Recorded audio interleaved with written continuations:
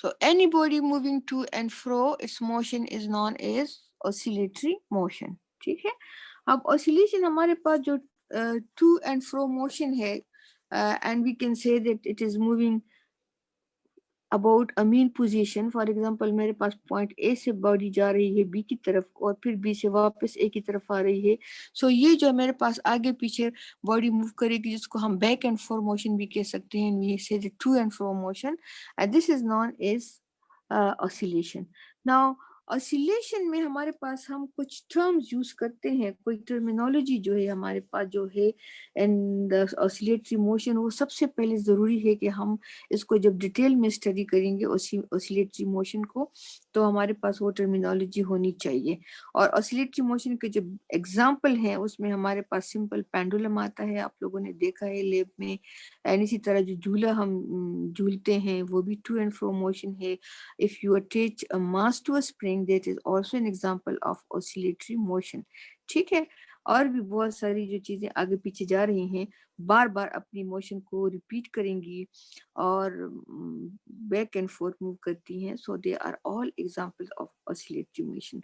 लेकिन जो टर्मिनोलॉजी इसमें आ रही है, टर्मिनोलॉजी में हमारे पास जो सबसे पहले चीज आएगी जिसको हम बार बार यूज करेंगे, that is vibratory motion. Vibratory motion वही, ये जितनी भी हमारे पास body to and fro motion करेंगी, इसको हम कहेंगे these are moving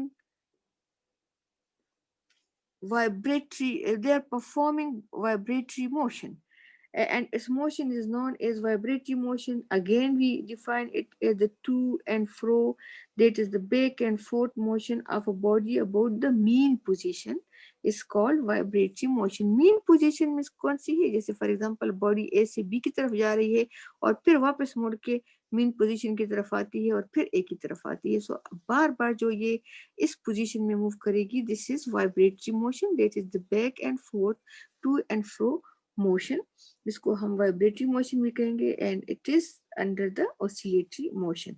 then we say कि मेरे पास एक वाइब्रेशन क्या चीज है. What is vibration? So one complete round trip, जो आपके पास बॉडी यहाँ से ए से बी के पास जाती है और फिर बी से वापस आती है ए पर. सो this is one complete vibration. ठीक है. वाइब्रेशन हमारे पास वो है जब हम जाते हैं पॉइंट ए से और फिर ए से बी और फिर बी से ए की तरफ वापस आएंगे. सो ये मेरे पास वन कंप्लीट वाइब्रेशन है. And then third one we will say there was it the time period. So the time period we define as the time required to complete one vibration is known as the time period. ये जितने time में ए से B की तरफ आएगा और B से ए की तरफ आएगा, इस टाइम को हम कहेंगे कि ये मेरे पास time period of this one vibration है. So the time required to complete one vibration is known as vibratory motion, right. And then जब मेरे पास कोई बॉडी टू एंड फ्रो जा रही है, ये जो टू एंड फ्रो मोशन इसकी बार बार होगी, तो जाहिर है फिर हम देखेंगे कि कितनी तेज कोई बॉडी टू एंड फ्रो जा रही है. कोई बॉडी स्लो जाएंगी, कोई जरा तेज जाएंगी. सो पर सेकेंड में जितना आपके पास बॉडी मूव कर रही है, हम उसकी स्पीड को फाइंड आउट कर सकते हैं with the help of its frequency, कि 1 सेकेंड में कितनी दफा ये टू एंड फ्रो मूव करता है. सो वी से फ्रीक्वेंसी. फ्रीक्वेंसी मेरे पास वो क्वांटिटी है जो मुझे इसकी पर मिनट में वाइब्रेशन बताएगी. And we say that this F is equal to 1/t, the number of vibrations per second. कितने एक कंप्लीट वाइब्रेशन कितने टाइम में हो रहा है और फिर मेरे पास 1 सेकंड में कितनी दफा ये बॉडी वाइब्रेट करती है. So that will be the frequency of this oscillatory motion और दिस वाइब्रेटरी बॉडी. ठीक है.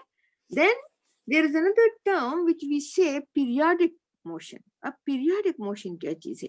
Periodic motion मेरे पास यही होगा जिस तरह से वाइब्रेटरी मोशन ही को हम पीरियडिक मोशन कहेंगे. But now we will say कि इक्वल इंटरवल ऑफ टाइम में आपके पास ये इक्वल डिस्टेंस ट्रेवल करेगा. मतलब आपके पास हर वाइब्रेशन का जो टाइम है वो इक्वल होगा और वो सेम रिपीट करेगा अपने आप को. पीरियडिक मोशन एक्चुअली वो मोशन जो अपने मोशन को रिपीट करता है, लेकिन अगर उसमें वो टाइम भी इन्वॉल्व हो, वो भी सेम हो, फिर हम कहते हैं कि this is a periodic motion. So which is the we say that this motion is repeated in equal interval of time and for example इसमें जो बेस्ट एग्जांपल हमारे पास आ रहा है वो motion of pendulum of wall clock. जो आपके पास wall clock लगे होते हैं उसमें क्योंकि वो आपको टाइम देते हैं, तो इसीलिए उसकी पेंडुलम में खास ये ख्याल रखा गया है कि वो इक्वल इंटरवल ऑफ टाइम में आपके पास टू एंड फ्रो मूव करे, तो वो पीरियाडिक मोशन होगा कि जिसमें इक्वल इंटरवल ऑफ टाइम भी इन्वॉल्व हो। और अगर वो वॉल क्लॉक का जो पेंडुलम है वो आपके इक्वल इंटरवल ऑफ टाइम में इक्वल मूव नहीं करेगा, तो इसका मतलब ये है कि फिर वो तो आपके पास टाइम ही गलत हो जाएगा ना। तो वो तो एक पर्टिकुलर टाइम में उसी तरह मूव करेगा। So there is the best example of periodic motion, that equal interval of time में आपके पास ये अपने आप को अपने मोशन को रिपीट करेगा। Then we come towards the displacement. अब डिस्प्लेसमेंट क्या चीज है? एक बॉडी मेरे पास मूव कर रही है from A to B, right, और फिर बी से आ रही है ए की तरफ, बीच में वो किसी पॉइंट पर है, लेट्स से किसी पॉइंट पी पर है। सो ये जो मीन पोजीशन से उसका जो डिस्टेंस है, this is known as the displacement. So this is the distance from the mean position. Displacement मेरे पास क्या है?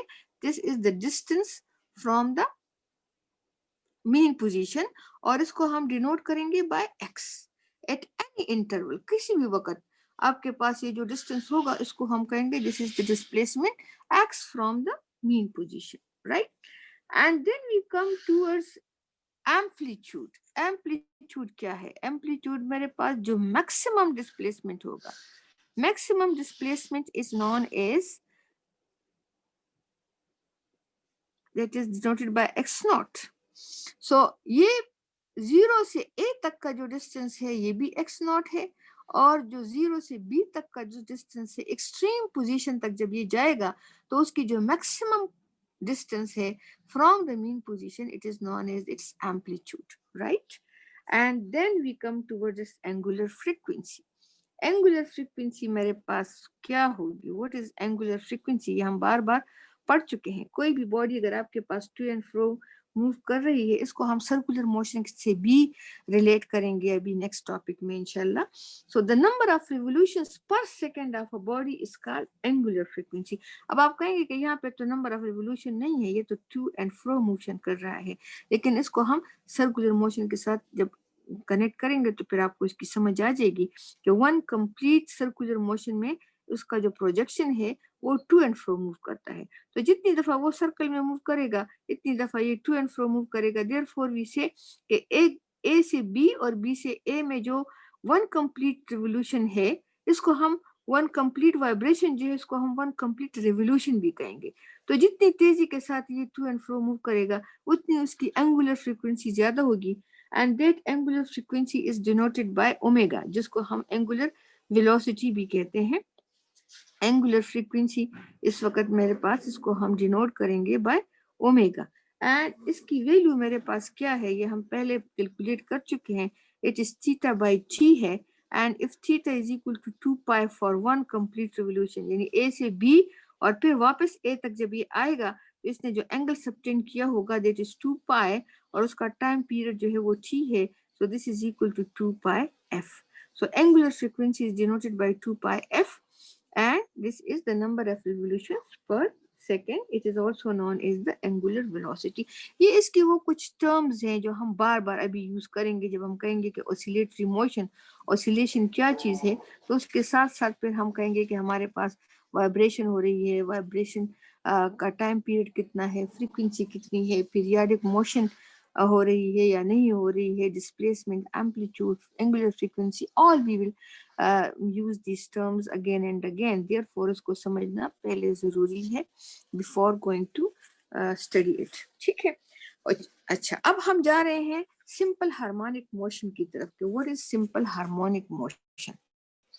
नाउ मेरे पास एक स्पेशल किस्म की मोशन होती है जिसको हम कहेंगे सिंपल हार्मोनिक मोशन। ये भी ऑसिलेटरी मोशन है, लेकिन इसके लिए हमने कुछ कंडीशंस अप्लाई करने हैं, और हम कहते हैं कि अगर कोई भी बॉडी जो ये कंडीशंस फुलफिल करती है और वो ऑसिलेटरी मोशन है उसकी, तो उस बॉडी को हम कहेंगे कि ये परफॉर्म कर रहा है सिंपल हार्मोनिक मोशन। ठीक है।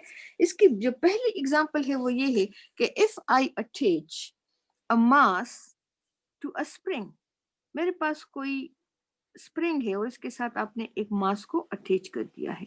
दिस इज मास और स्प्रिंग के साथ आपने इसको अटैच किया है।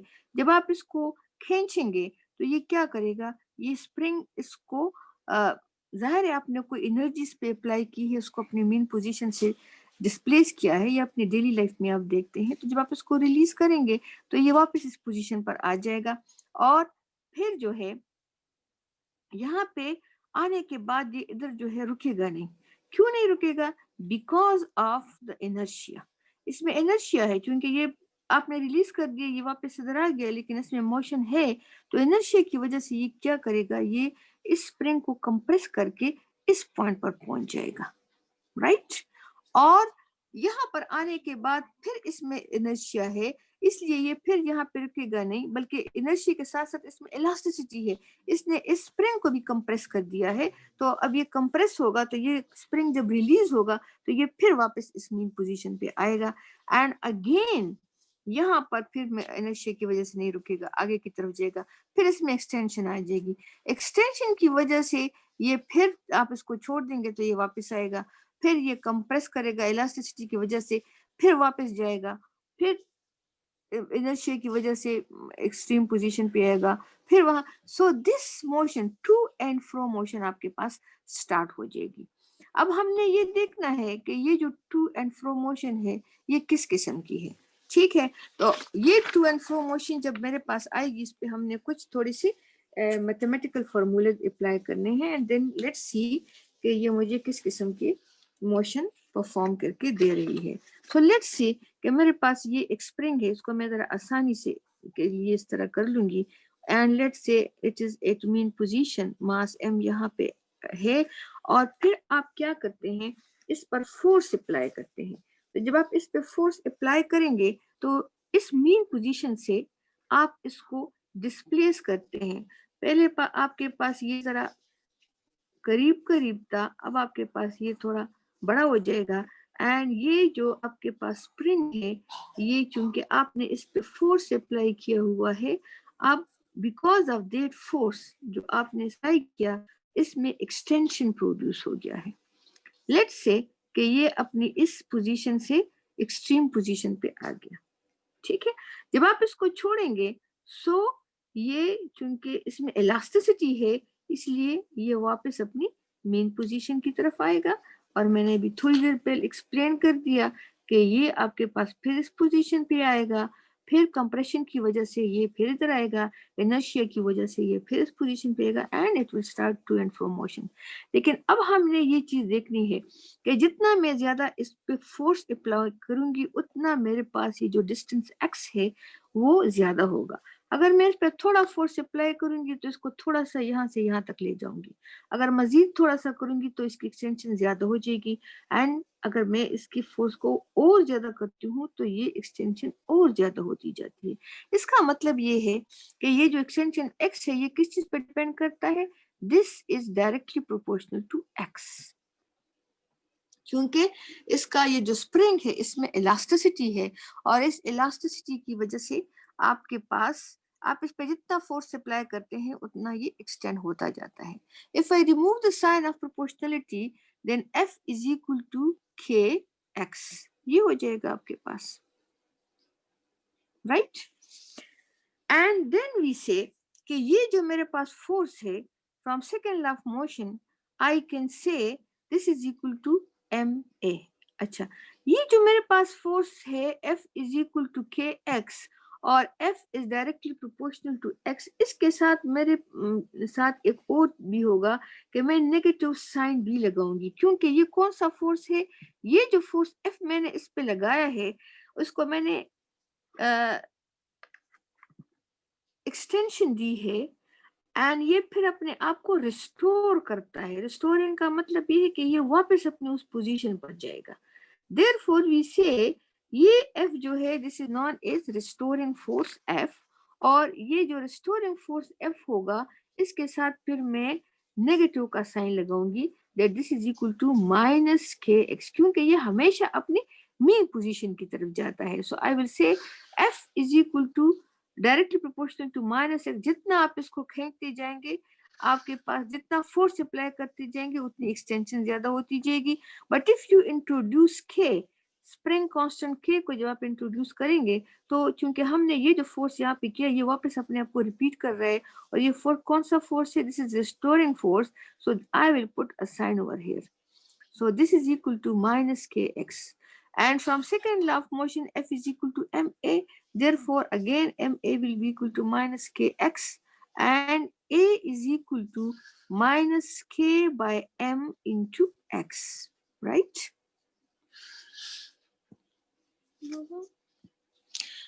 So, now, k क्या चीज है? This is a spring constant. Mass क्या है? This is mass attach spring, ये भी कांस्टेंट है. तो मेरे पास यहाँ पे जो चीजें कांस्टेंट आ रही हैं वो है k और m. So I can say that अगर मैं k बाय m को लिखूं omega, let's say it's another constant omega square, right? So I can say that A is equal to minus omega square x. Omega square k by m के equal है, and therefore omega will be equal to k by m under the root. ये मैंने introduce किया है, मैंने k m को replace किया है बाय ओमेगा, क्योंकि मुझे पता है कि जो भी body to and fro move करेगी तो उसमें कोई ना कोई एंगुलर फ्रीक्वेंसी भी होगी. लेट्स से के उसकी वो फ्रीक्वेंसी उसकी स्प्रिंग कांस्टेंट के पर डिपेंड करती है, और जो मास m आपने अटैच किया है उस पर डिपेंड करती है. And I say that this k by m is equal to omega square, therefore omega is equal to k by m. इसको हमने कांस्टेंट ले लिया है. Now if you look at this equation, तो मेरे पास ओमेगा स्क्वायर कांस्टेंट है, so I can say that a is directly proportional to minus x. इसका क्या मतलब है? इसका मतलब ये है कि ये जो एक्सेलरेशन a है मेरे पास, ये डिपेंड करता है x पर. अगर आपने ज्यादा फोर्स अप्लाई कर दिया है और इसको ज्यादा डिस्प्लेसमेंट दिया है तो इसकी एक्सेलरेशन ज्यादा होगी, और अगर आप इस पे कम फोर्स अप्लाई करते हैं तो इसकी एक्सेलरेशन कम होगी. तो जाहिर है कि इसकी जो a है वो एक्सटेंशन a पे डिपेंड करती है. जितना ज्यादा आपके पास आपने फोर्स अप्लाई किया है उतना ज्यादा एक्सटेंशन x होगा और उतना ज्यादा उसमें एक्सेलरेशन होगा. So and negative sign show that it is always directed toward the mean position. अब अगर किसी मोशन में इस तरह की कैरेक्टरिस्टिक्स हो कि उसकी एक्सेलरेशन जो है it is directly proportional to its displacement x, and if it is directed toward the mean position, then we say that this type of motion is known as simple harmonic motion. जिस body में जो कि मेरे पास oscillatory motion उसमें perform हो रही है और वो टू एंड फ्रो मोशन है, वो पीरियाडिक मोशन है, और साथ में वो उसमें ये कैरेक्टरिस्टिक्स भी है कि उसका जो एक्सेलरेशन है it is directly proportional to x और directed toward the mean position. ये जो मीन पोजीशन है उसका डायरेक्शन इसी की तरफ होगा, यानी वापस इसी तरफ आएगी. ए का जो डायरेक्शन है इधर होगा, तो हम कहेंगे कि this type of motion is simple harmonic motion. ठीक है, ये इसकी कैरेक्टरिस्टिक्स आपके पास आ गई हैं. अगर मेरे पास ये सिंपल हार्मोनिक मोशन है तो अब मैं चाहूंगी कि इस सिंपल हार्मोनिक मोशन के लिए मैं टाइम पीरियड भी फाइंड आउट कर लूं और इसके लिए मैं फ्रीक्वेंसी भी फाइंड कर लूं. राइट? सो टाइम पीरियड इसका क्या होगा? Time period for this simple harmonic motion will be equal to t is equal to theta by omega. Yes, omega is equal to theta by t, so t is equal to theta by omega. Theta मेरे पास 2 पाई है और यहाँ पर omega का value मेरे पास क्या है? It is k by m under the root. तो मैं इसकी वैल्यू लगाऊंगी, इट इज 2 पाई और m ऊपर चला जाएगा, so it is m by k under the root. ये मेरे पास क्या चीज है? This is my period. Right?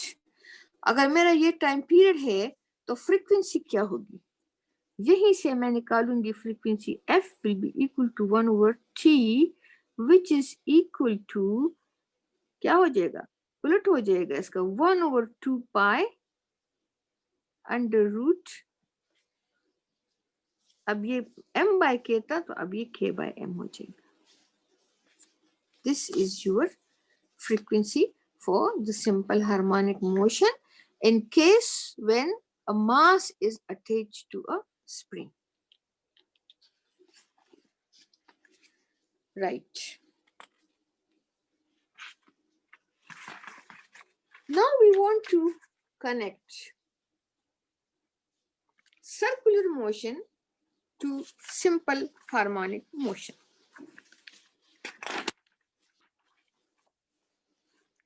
Circular motion को अब मैं कनेक्ट करूंगी with the simple harmonic motion. तो ये मेरे पास क्या होगा,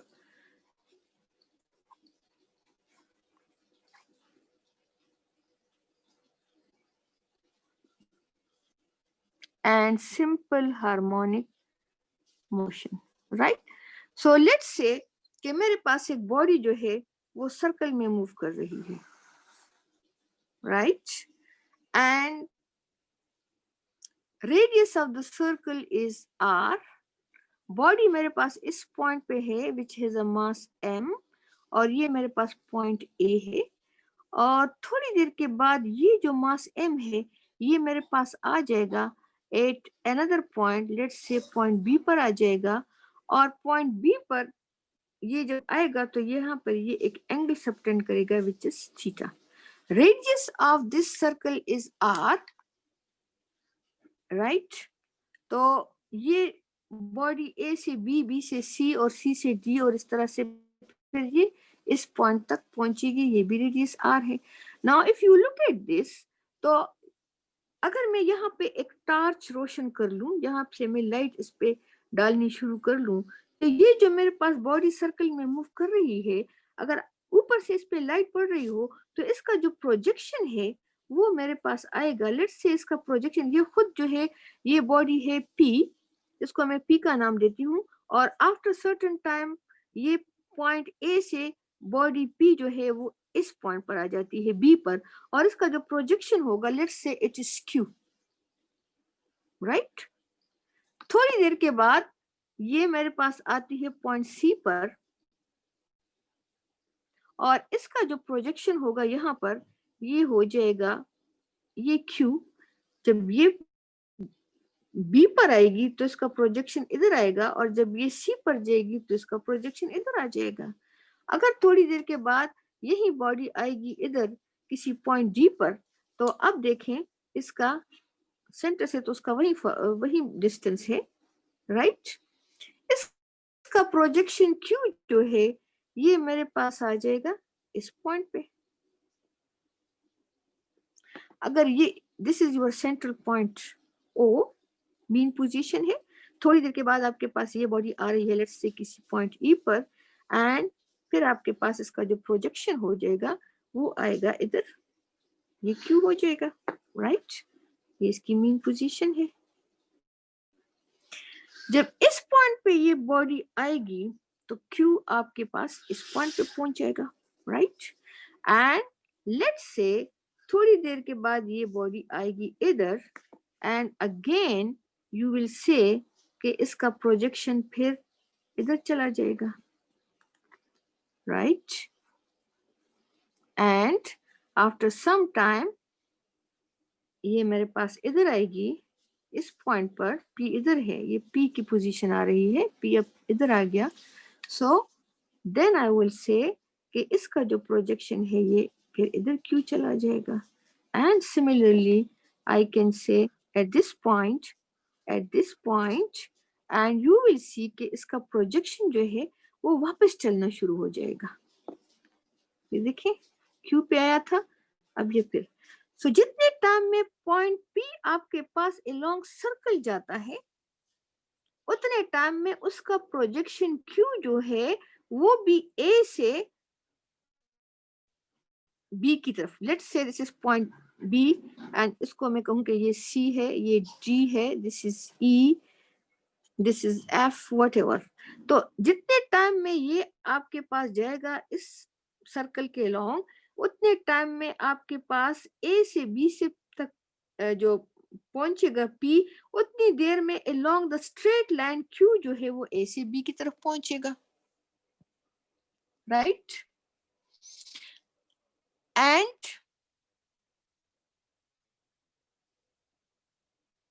अभी तो ऑन है ना,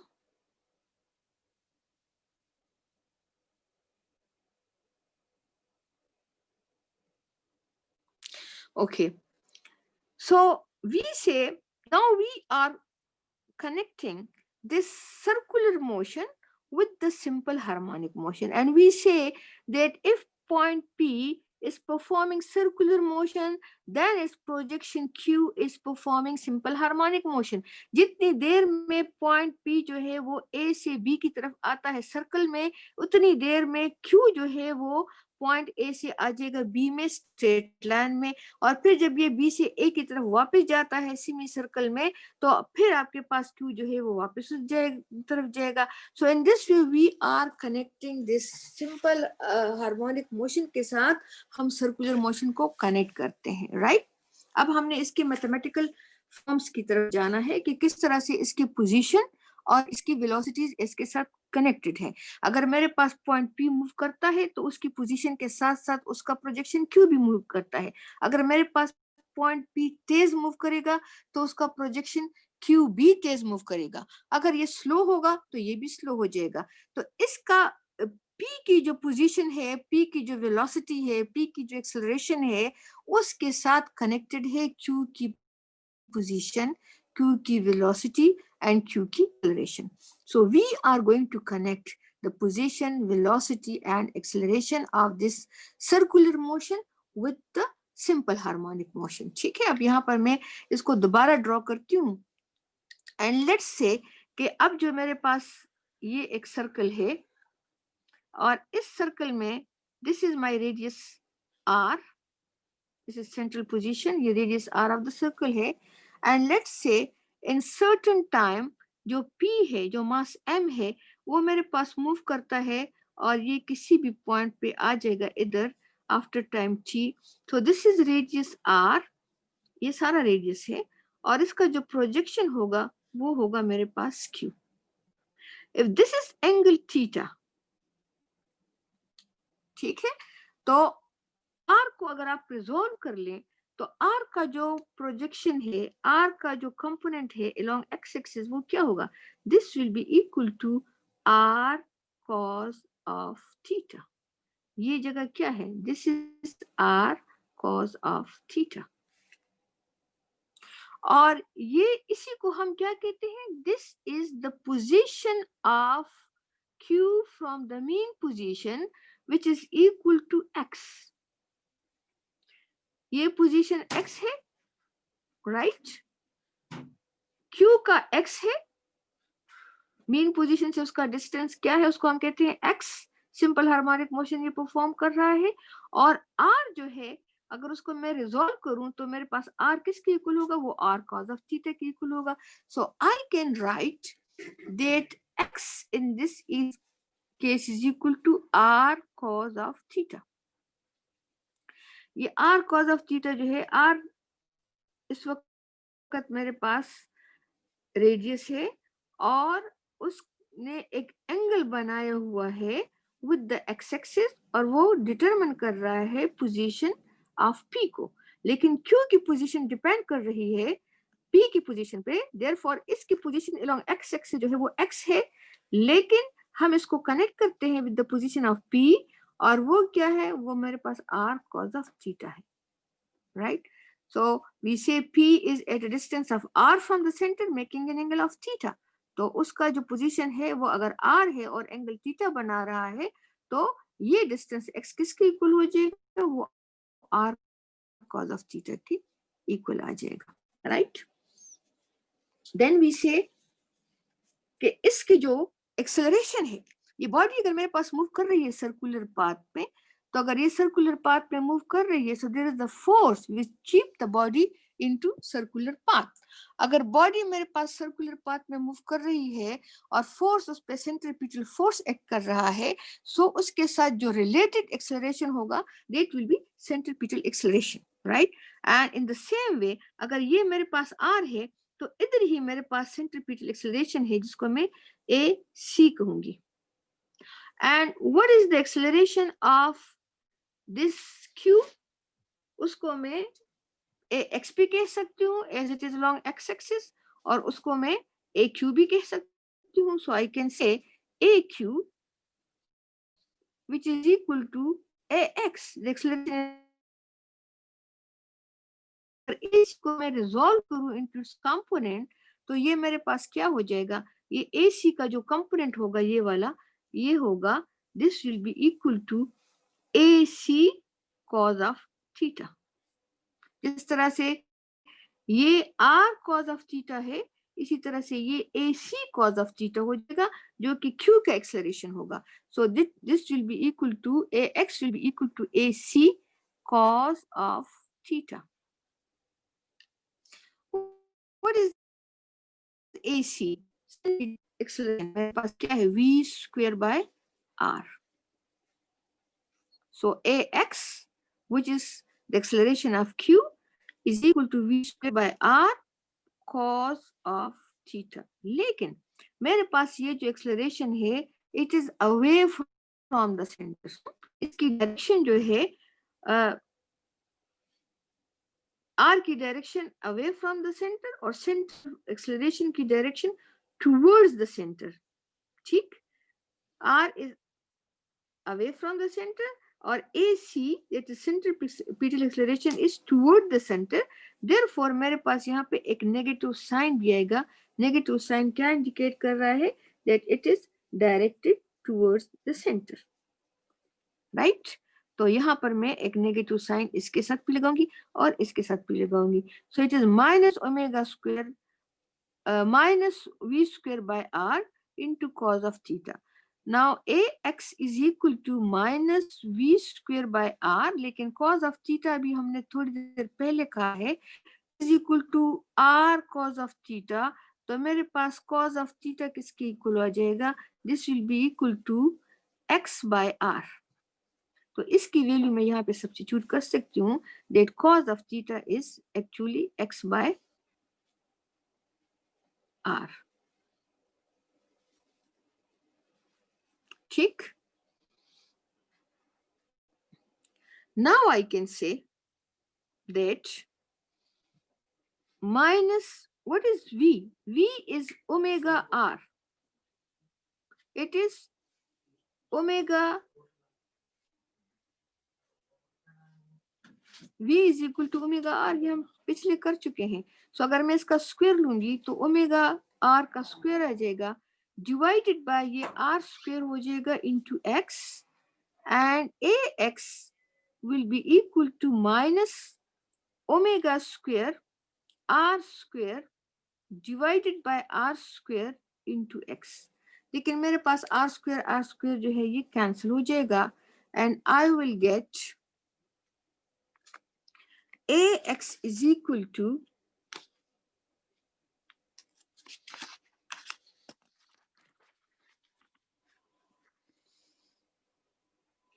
minus omega square x. And now I can say ax is directly proportional to minus x, which shows that if a body is moving in a circular path, then its motion along the x direction is simple harmonic motion.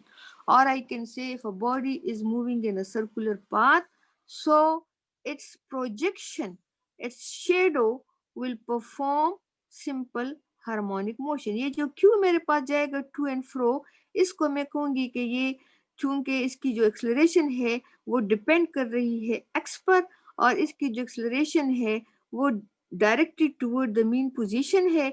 Therefore ये a से b और b से a की तरफ simple harmonic motion perform कर रहा है. ये a से b और b से एक ही तरफ बार बार टुवर्ड द इक्विलिब्रियम पोजीशन जाएगा.